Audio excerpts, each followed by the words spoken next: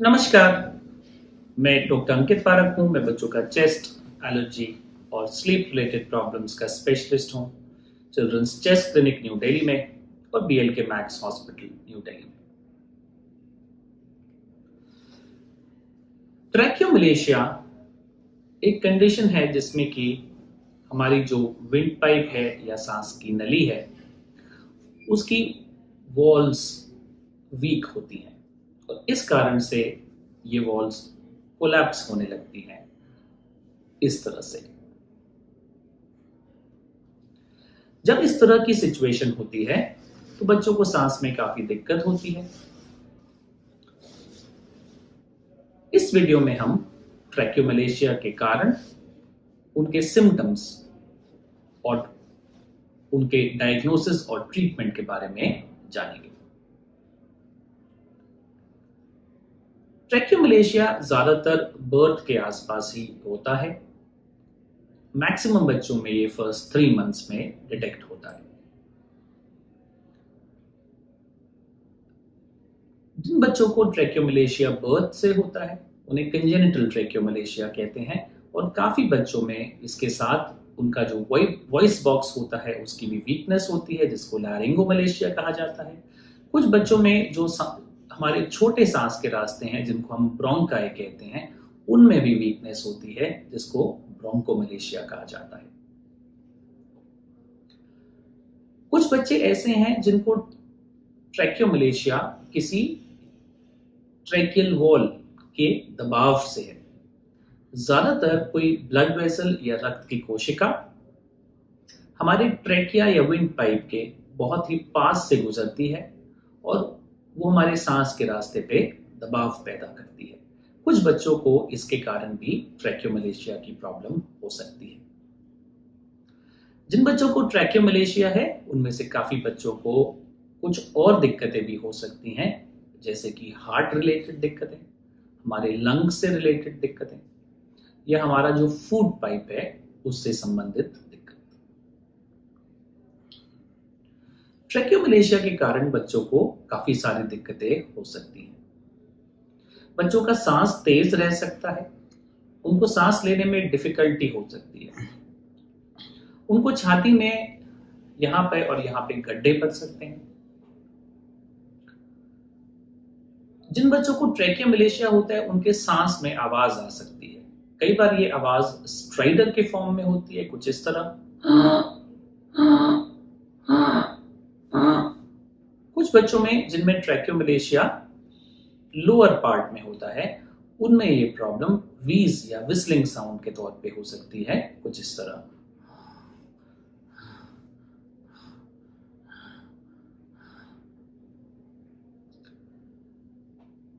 ट्रैकियोमलेशिया जिन बच्चों को होता है उन्हें रिपीटेड हॉस्पिटल एडमिशंस की जरूरत पड़ती है और उनके हॉस्पिटल एडमिशन काफी लंबे या प्रोलॉन्ग हो सकते हैं।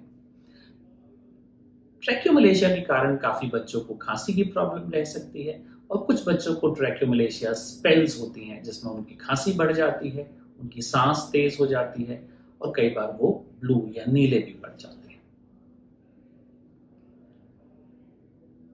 ट्रैकियोमलेशिया की डायग्नोसिस के लिए हमें एक फ्लेक्सिबल ब्रोंकोस्कोपी करनी होती है। ब्रोंकोस्कोपी से हम बच्चे का वॉइस बॉक्स, विंड पाइप और नीचे के सांस के रास्ते ब्रोंकाई उनकी डिटेल में जांच कर सकते हैं। हम ये देख सकते हैं कि सांस के रास्ते कैसे हैं, क्या वो दबे हुए तो नहीं है, क्या वो लचीले हैं और किस पार्ट में है, वो ऊपर वाले पार्ट में है, मिडिल वाले पार्ट में है या लोअर वाले पार्ट में है। ब्रोंकोस्कोपी माइल्ड सिडेशन में की जाती है और ज्यादातर ये प्रोसीजर 5 to 7 मिनट्स लास्ट करता है। कुछ बच्चों को ट्रैकियोमलेशिया के डायग्नोसिस के लिए ब्रोंकोग्राम या ट्रैकियोग्राम की भी आवश्यकता होती है, जिसमें हम एक बहुत ही छोटा सा अमाउंट डाई का बच्चे के सांस के रास्ते में डाल देते हैं और फिर उसको एक्सरे में और फ्लोरोस्कोपी में एग्जामिन करते हैं। यदि बच्चे को ट्रैकियोमलेशिया है तो उसका क्या ट्रीटमेंट होता है।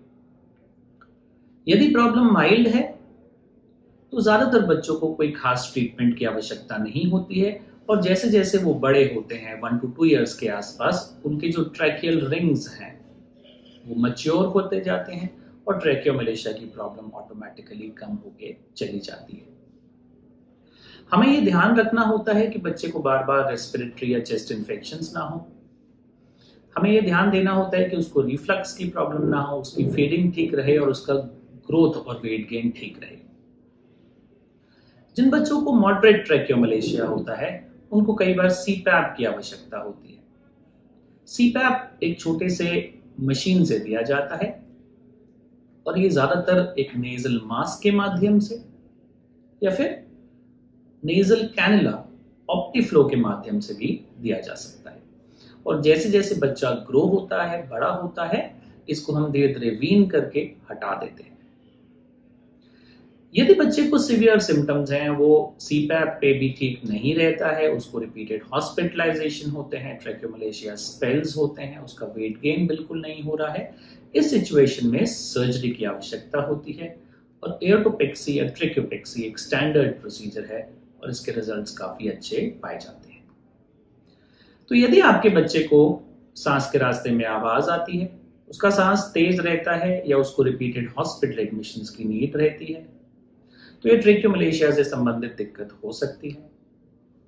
आपको एक बच्चों के चेस्ट स्पेशलिस्ट या पल्मोनोलॉजिस्ट से संपर्क करना चाहिए प्रॉपर डायग्नोसिस के लिए और प्रॉपर ट्रीटमेंट के लिए। Thank you.